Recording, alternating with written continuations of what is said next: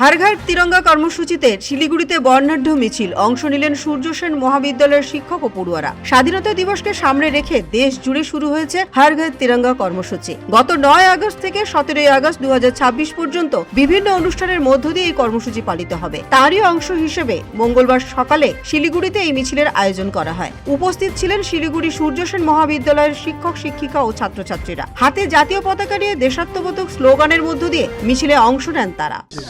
Basically ये पूरा मतलब इंडिया लेवल का एक जो प्रोग्राम चल रहा है हर घर तिरंगा, उसका एक पार्ट है।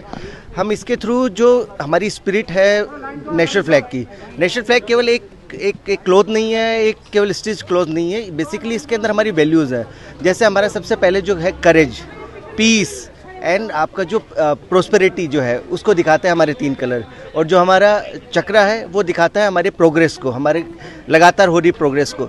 तो इसी बड़े प्रोग्राम के अंदर हम बहुत सारे यहाँ पे काज कर रहे हैं, जिसमें सबसे पहला हमारा आज जैसे ये रैली हुआ है, उसके अलावा हमारे यहाँ पे हम रंगोली करवाएंगे।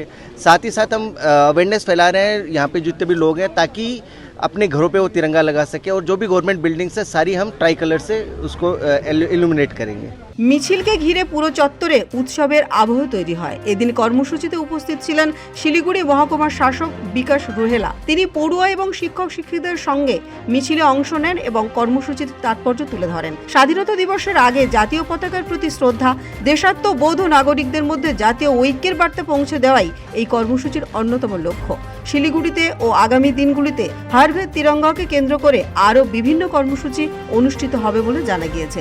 ব্যুরো রিপোর্ট, পূবের কলম ডিজিটাল।